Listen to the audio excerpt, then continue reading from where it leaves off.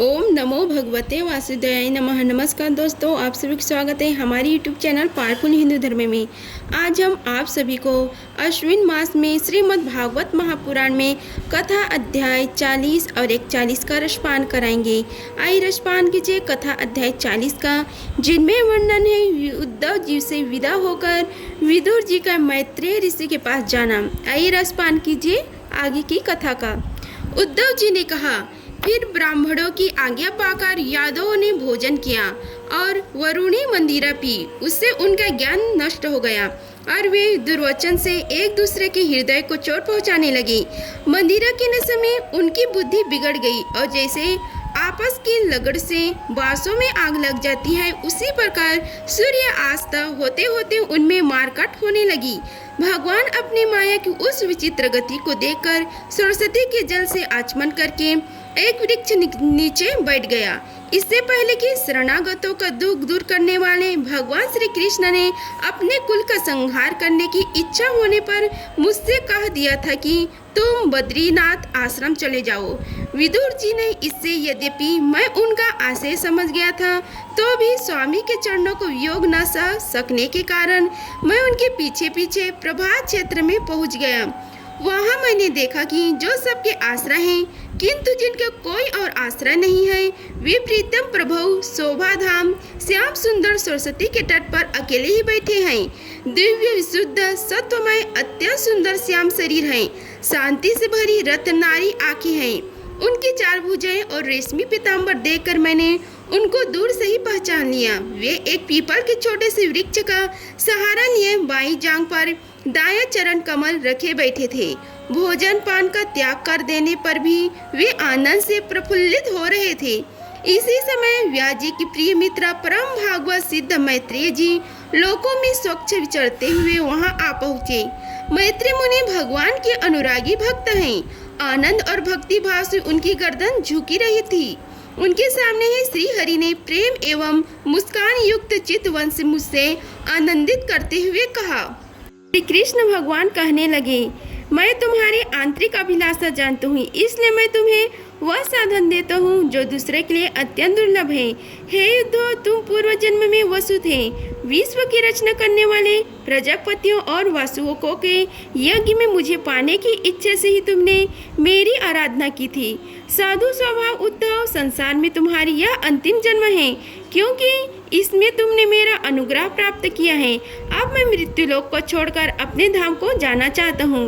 इस समय यह एकांत में तुमने अपनी अन्य भक्ति के कारण ही मेरा दर्शन पाया है। यह बड़ी सौभाग्य की बात है।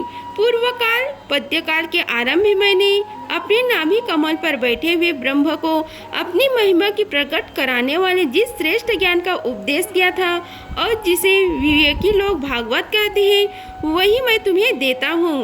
विदुर जी, मुझ पर तो प्रतिक्षण उन परम पुरुष की कृपा बरसती करती है। इस समय उनके इस प्रकार आदर पूर्वक कहने से स्नेहवश मुझे रोमांच हो आया। मेरी वाणी गदगद हो गई और नेत्रों से आंसुओं की धारा बहने लगी।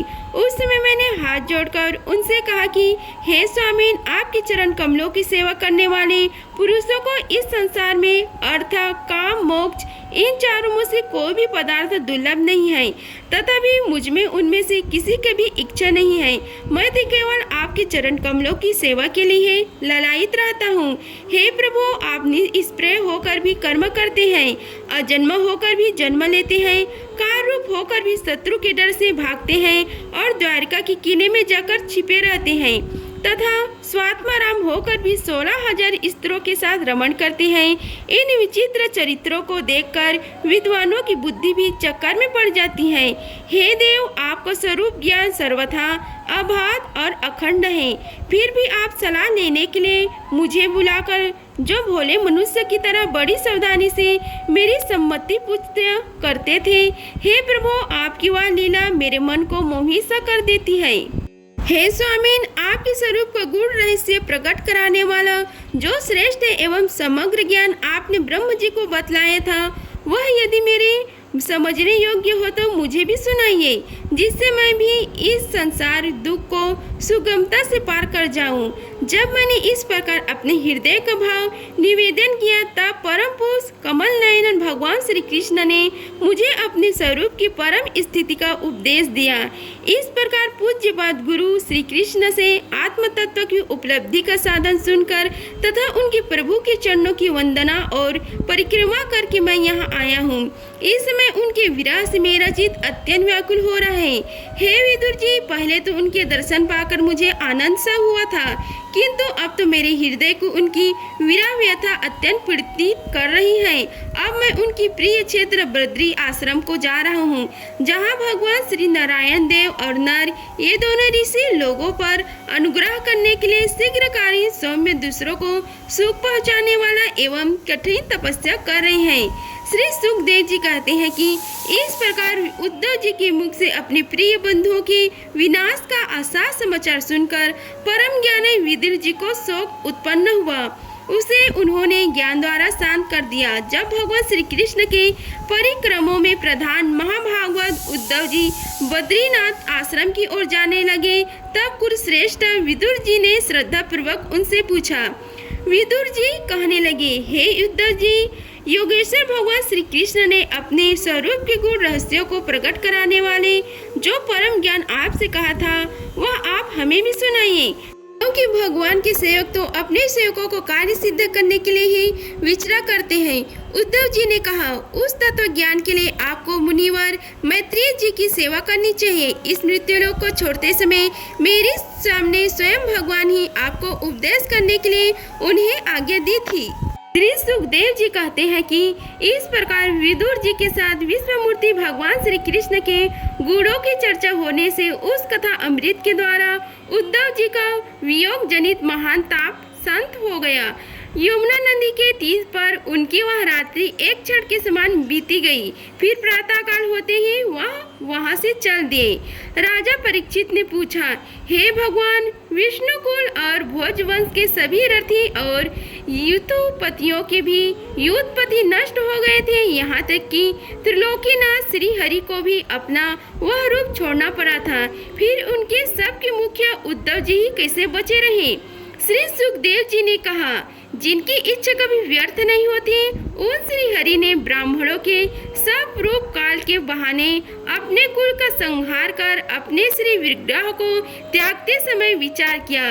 अब इस लोक से मेरे चले जाने पर संयम शिरोमणि उद्धव ही मेरे ज्ञान को ग्रहण करने के सच्चे अधिकारी हैं। उद्धव मुझसे अरुण मात्र भी कम नहीं है, क्योंकि वे आत्मजयी हैं, विषयों से कभी विचलित नहीं हुए हैं। अतः लोगों को मेरे ज्ञान की शिक्षा देते हुए वो यहीं रहे। वेदों के मूल कारण जगत गुरु श्री कृष्ण की इस प्रकार आज्ञा देने पर उद्धव जी बद्रिका आश्रम में जाकर समाधि योग द्वारा श्री हरि की आराधना करने लगे। कुरुश्रेष्ठ परीक्षित, परमात्मा श्री कृष्ण ने लीलाओं से ही अपना श्री विग्रह प्रकट किया था और लीलाओं से ही उन्हें अंतर्ध्यान भी कर दिया। उनका वह अंतर्ध्यान होना भी धीर पुरुषों का उत्साह बढ़ाने वाला तथा दूसरे पशु तुल्य अधिक पुरुषों के लिए अत्यंत दुष्कर था। परम भागवत उद्धव जी के मुख से उनके प्रश्नीय कर्म और इस प्रकार अंतर्ध्यान होने का समाचार पाकर तथा यह जानकर कि भगवान ने परम धाम जाते समय मुझे भी स्मरण किया था, विदुर जी उद्धव जी के चले जाने पर प्रेम से विहल होकर रोने लगे। इसके पश्चात सिद्ध शिरोमणि विदुर जी यमुना तट से चलकर कुछ दिनों में गंगा जी के किनारे जा पहुँचे, जहाँ श्री मैत्रेय जी रहते थे। इति श्री भागवत महापुराणे तृतीय स्कंद में श्रीमद् भागवत महापुराण में कथा अध्याय 40 का समाप्त हुआ।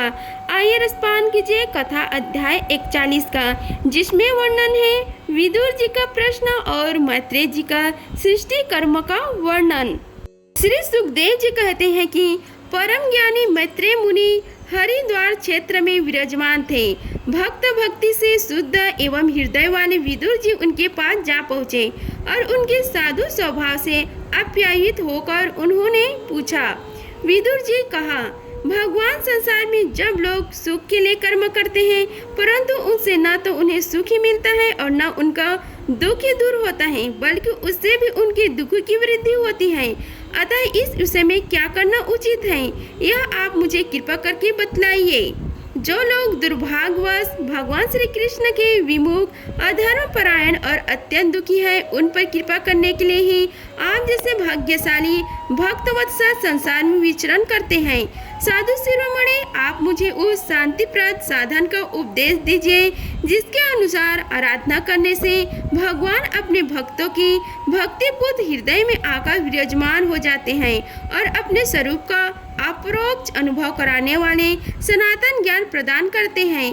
त्रिलोकों के नियंता और परम स्वतंत्र श्री हरि अवतार लेकर जो जो लीलाएं करते हैं, जिस प्रकार अकर्ता होकर भी उन्होंने कल्प के आरंभ में इस सृष्टि की रचना की, जिस प्रकार इसे स्थापित कर वे जगत के जीवों को जीविका का विधान करते हैं, फिर जिस प्रकार से इसे अपने हृदय काश में लीन कर वृत्ति शून्य हो योग माया का आश्रय लेकर शयन करते हैं, और जिस प्रकार वे योगेश्वर प्रभु एक होने पर भी इस ब्रह्मांड में अंतर्यामी रूप से अनुप्रविष्ट होकर अनेकों रूप में प्रकट होते हैं, वह सब रहस्य आप हमें समझाइए। हे ब्राह्मण, गौ और देवताओं के कल्याण के लिए जो अनेक अवतार धारण करके लीला ही नाना प्रकार की जीव कर्म करते हैं, वे भी हमें सुनाइए। यशस्वियों के मुकुटमणि श्री हरि की लीला अमृत का पान करते करते हमारा मन तृप्त नहीं होता है। हमें यह भी सुनाइए कि उन समस्त लोकपतियों के स्वामी श्री हरि इन लोकों के लोकपालों और लोकों का लोक पर्वत से 12 के भागों को, जिनमें ये सब प्रकार के प्राणियों के अधिकार अनुसार भिन्न भिन्न भेद प्रतीत हो रहे हैं, किन तत्वों से रचा है। द्विजवर उन विश्वकर्ता स्वयंभू श्री नारायण ने अपनी प्रजा की स्वभाव, कर्म रूप और नामों के भेद की किस प्रकार रचना की है। हे भगवान, मैंने श्री व्यास जी के मुख से ऊंच नीच वर्णों के धर्म तो कई बार सुने हैं, किंतु अब श्री कृष्ण अमृत के प्रभाव को छोड़कर अन्य 16 सुखदायक धर्मों से मेरा चित्त उब गया है। उन तीर्थपाल श्री हरि के गुण अनुवाद से तृप्त हो भी कौन सकता है। उनका तो नारद आदि महात्मागण भी आप जैसे साधुओं के समाज में कीर्तन करते हैं, तथा जब ये मनुष्य के कर्ण रंध्रों में प्रवेश करते हैं, तब उनकी संसार चक्र में डालने वाली घर गृहस्थी की आसक्ति को काट डालते हैं। हे भगवान, आपके सखा मुनिवर कृष्ण द्वैपायन ने भी भगवान के गुणों का वर्णन करने की इच्छा से ही महाभारत रचा है। उसमें भी विषय सुखों का उल्लेख करते हुए मनुष्यों की बुद्धि को भगवान की कथाओं की ओर लगाने का ही प्रयत्न किया गया है। यह भागवत कथा की रुचि श्रद्धालु पुरुष के हृदय में जब बढ़ने लगती है, तब अन्य विषयों से उसकी विरक्ति कर देती है। वह भागवत उच्चारों के निरंतर चिंता से आनंद मग्न हो जाता है और उस पुरुष के सभी दुखों का तत्काल अंत हो जाता है। मुझे तो उन सोचनीय ज्ञानी पुरुषों के लिए निरंतर खेद रहता है, जो अपने पिछले पापों के कारण श्री हरि की कथाओं से विमुख रहते हैं। हाय काल भगवान उनके अमूल्य जीवन को काट रहे हैं और वे वाणी, देह और मन से व्यर्थ वाद विवाद, व्यर्थ चेष्टा और व्यर्थ चिंतन में लगे रहते हैं। मैत्री जी, आप दिनों पर कृपा करने वाले हैं, अतः भौरा जैसे फूलों में रस निकाल लेता है, उसी प्रकार इन लौकिक कथाओं में से इनकी सारभूता परम कल्याणकारी पवित्र कृति श्री हरि की कथाएं छांटकर हमारे कल्याण के लिए सुनाइए। ओम सर्वेश्वर संसार की उत्पत्ति, स्थिति और संहार करने के लिए अपनी माया शक्ति को स्वीकार कर राम कृष्ण आदि अवतारों के द्वारा जो अनेक अलौकिक लीलाएं की है, वे सब मुझे सुनाइए। श्री सुखदेव जी कहते हैं कि जब विदुर जी ने जीवों के कल्याण के लिए इस प्रकार प्रश्न किया, तब तो मुनि श्रेष्ठ भगवान मैत्रेय जी ने उनकी बहुत बड़ाई करते हुए यूँ कहा। श्री मैत्रेय जी बोले, साधु स्वभाव विदुर जी, आपने सब जीवों पर अत्यंत अनुग्रह करके यह बड़ी अच्छी बात पूछी है। आपका चित्त तो सर्वदा श्री भगवान में ही लगा रहता है, तथापि इससे संसार में भी आपका बहुत यश फैलेगा। आप श्री व्यास जी के औरस पुत्र हैं, इसलिए आपके लिए यह कोई बड़ी बात नहीं है कि आप अन्यन भाव से सर्वेश्वर श्री हरि के ही आश्रित हो गए हैं। आप प्रजा को दंड देने वाले भगवान यम ही हैं। मांडव्य ऋषि का श्राप होने के कारण ही आपने श्री व्यास जी के वीर्य से उनके भाई विचित्र वीर्य की भोग पत्नी दासी के गर्भ से जन्म लिया है। आप सर्वदा ही श्री भगवान और उनके भक्तों को अत्यंत प्रिय है, इसलिए भगवान निज धाम पधारते समय मुझे आपको ज्ञान उपदेश करने की आज्ञा दे गए हैं। इसलिए अब मैं जगत की उत्पत्ति, स्थिति और लय के लिए योग माया के द्वारा विस्तारित हुई भगवान की विभिन्न लीलाओं का क्रमशः वर्णन करता हूँ। सृष्टि रचना की पूर्व समस्त आत्माओं की आत्मा एक पूर्ण परमात्मा ही थी, न दृष्टा था न दृश्य। सृष्टि काल में अनेक वृत्तियों के भेद से जो अनेकता दिखाई पड़ती थी वह भी वही थे, क्योंकि उनकी इच्छा अकेले रहने की थी। वे ही दृष्टा होकर देखने लगे, परंतु उन्हें दृश्य दिखाई नहीं पड़ा, क्योंकि उस समय वे ही अद्वितीय रूप से प्रकाशित हो रहे थे। ऐसी अवस्था में अपने को असत के समान समझने लगे। वस्तुतः वे असत नहीं थे, क्योंकि उनकी शक्तियां ही सोई थी, उनके ज्ञान को लोप नहीं हुआ था। दृष्टा और अदृश्य का अनुसंधान कराने वाली शक्ति है, कार्य कारण रूपा माया है। हे महाभाग विदुर जी, इस भावाभाव रूप अनिर्वचनीय माया के द्वारा ही भगवान ने इस विश्व का निर्माण किया। काल शक्ति से जब यह त्रिगुणमयी माया क्षोभ को प्राप्त हुई, तब उन इंद्रतीत चिन्मय परमात्मा ने अपने अंशपूर्वक रूप से उसमें चिदाभास रूप बीज स्थापित किया। तब काल की प्रेरणा से उन अव्यक्त माया से महातत्व प्रकट हुआ। वह मिथ्या अज्ञान का नाश करने के कारण विज्ञान स्वरूप और अपने में सूक्ष्म रूप से स्थित प्रपंची की अभिव्यक्ति करने वाला था। फिर चिदाभास गुण और काल के अधीन उस महातत्व ने भगवान की दृष्टि पड़ने पर इस विश्व की रचना के लिए अपना रूपांतर किया। महातत्व की विकृति होने पर अहंकार की उत्पत्ति हुई, जो कार्य अधिभूत कारण अध्यात्म और कर्ता अधिदैव होने के कारण भूत, इंद्रियां और मन का कारण है। यह अहंकार वैकारिक, सात्विक, तेजस, राजस और तामस भेद से 3 प्रकार हैं। अतः अंतः तत्व में विकार होने पर वैकारिक अहंकार से मन और जिनसे विषय का ज्ञान होता है वे इंद्रियों के अधिष्ठाता देवता हुए। तेजस अहंकार से ज्ञान इंद्रिय और कर्म इंद्रिय हुई, तथा तामस अहंकार से सूक्ष्म भूतों का कारण शब्द तंत्र मात्र हुआ और उससे दृष्टा रूप से आत्मा का बोध कराने वाला आकाश उत्पन्न हुआ। भगवान की दृष्टि जब आकाश पर पड़ी, तब उससे फिर काल, माया और चिदाभास के योग से स्पर्श तंत्र मात्र हुआ और उसके विरक्त होने पर उससे वायु की उत्पत्ति हुई। अत्यंत बलवान वायु ने आकाश के सहित विकृत होकर रूप तंत्र मात्र की रचना की और उससे संसार का प्रकाश तेज उत्पन्न हुआ। फिर परमात्मा की दृष्टि पड़ने पर वायु युक्त तेज ने काल, माया और चिदांश योग से विकृत होकर रस तंत्र मात्र के कार्य जल को उत्पन्न किया। तंत्रांतर तेज से युक्त जल ने ब्रह्म का दृष्टिपात होने पर काल, माया और चिदा अंश के योग से गंध गुणमयी पृथ्वी को उत्पन्न किया। हे विदुर जी, इन आकाश आदि भूतों में से जो जो भूत पीछे पीछे उत्पन्न हुए हैं, उनमें क्रमशः अपने अपने पूर्व भूतों के गुण भी अनुगत समझने चाहिए। ये महातत्व आदि के अभिमानी, विकार, विक्षेप और चेतना आदि विष्ट देवगण श्री भगवान के ही अंश है, किंतु पृथक पृथक रहने के कारण जब वे विचार रूप अपने कार्य में सफल नहीं हुए, तब हाथ जोड़कर भगवान से कहने लगे। देवताओं ने कहा, हे देव, हम आपके चरण कमलों की वंदना करते हैं। ये अपनी शरण में आए हुए जीवों का ताप दूर करने के लिए छात्र के समान है, तथा इनका आश्रय लेने से यति जन अत्यंत संसार दुखों को सुगतम से ही दूर फेंक देते हैं। जगत कर्ता जगदीश्वर, इस संसार में ताप यंत्र से व्याकुल रहने के कारण जीवों को जरा भी शांति नहीं मिलती। इसलिए भगवान, हम आपके चरणों की ज्ञानमयी छाया का आश्रय लेते हैं।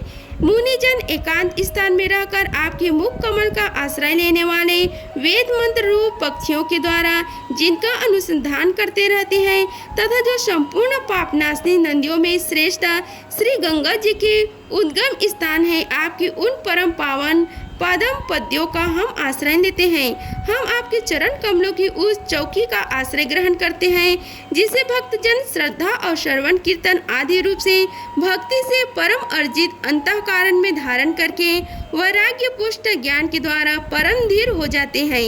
इस आप संसार की उत्पत्ति स्थिति और संसार के लिए है और तार लेते हैं। अतः हम सब आपके उन चरण कमलों की शरण लेते हैं जो अपना स्मरण कराने वाले भक्त जनों को अभय दान देते हैं। जिन पुरुषों का देह गेह तथा उनसे संबंध रखने वाले अन्य तुच्छ पदार्थों में अहंता ममता का दृढ़ दुर्ग्राह और विषय मुख रहने के कारण जिनका मन सर्वदा बाहर ही भटकता रहता है, वे परम लोग आपकी विलासपूर्ण पद विनाश की शोभा के विशेषज्ञ भक्त जनों का दर्शन नहीं कर पाते। इसी से वे आपके चरणों से दूर रहते हैं। हे देव, आपकी कथा अमृत पान करने से उमड़ी हुई भक्ति के कारण जिनका अंतःकरण निर्मल हो गए हैं, वे लोग वैराग्य ही जिसका सार है, ऐसा आत्मज्ञान प्राप्त करके अनायास ही आपके वैकुंठ धाम को चले जाते हैं। दूसरे दिन पुरुष चिंता निरोध रूप से समाधि के बल से आपके बलवती मायाओं को जीतकर अपने में ही लीन तो हो जाते हैं, पर उन्हें श्रम बहुत होता है, किंतु आपकी सेवा के मार्ग में कुछ भी कष्ट नहीं होता है। हे आदिदेव, आपकी सृष्टि रचना की इच्छा से हमें त्रिगुणमय रचना है, इसलिए विभिन्न स्वभाव वाले होने के कारण हम आपस में मिल नहीं पाते और इसी से आपकी क्रीड़ा के साधारण ब्रह्मांड की रचना करके उसे आपका समर्पण करने में असमर्थ हो रहे हैं। अतः जन्म रहित भगवान, जिससे हम ब्रह्मांड रचकर आपको सब प्रकार के भोग समय पर समर्पण कर सके और जहाँ स्थित होकर हम भी अपने योग्यता के अनुसार अन्न ग्रहण कर सके तथा यह सब जीव भी सब प्रकार की विघ्न बाधाओं से दूर रहकर हम और आपके दोनों की भोग समर्पण करते हुए अपना अन्न भक्षण कर सके, ऐसा कोई उपाय कीजिए। आप निर्विकार पुराण पुरुष ही अन्य कार्य वर्ग के सहित हम देवताओं के आदि कारण हैं। हे देव, पहले आप अजन्म महीने सत्व आदि गुण और जन्म आदि कर्मों की कारण रूपा माया शक्ति में चिदाभास रूप से वीर्य स्थापित किया था। हे परमात्मा देव, महातत्व आदि रूप हम देवगण जिस कार्य के लिए उत्पन्न हुए हैं उसके संबंध में हम क्या करें। हे देव, हम पर आप ही अनुग्रह करने वाले हैं, इसलिए ब्रह्मांड रचना के लिए आप हमें क्रिया शक्ति के सहित अपनी ज्ञान शक्ति भी प्रदान कीजिए। इति श्री भागवत महापुराणे तृतीय स्कंद में श्रीमद् भागवत कथा का 41 अध्याय समाप्त हुआ।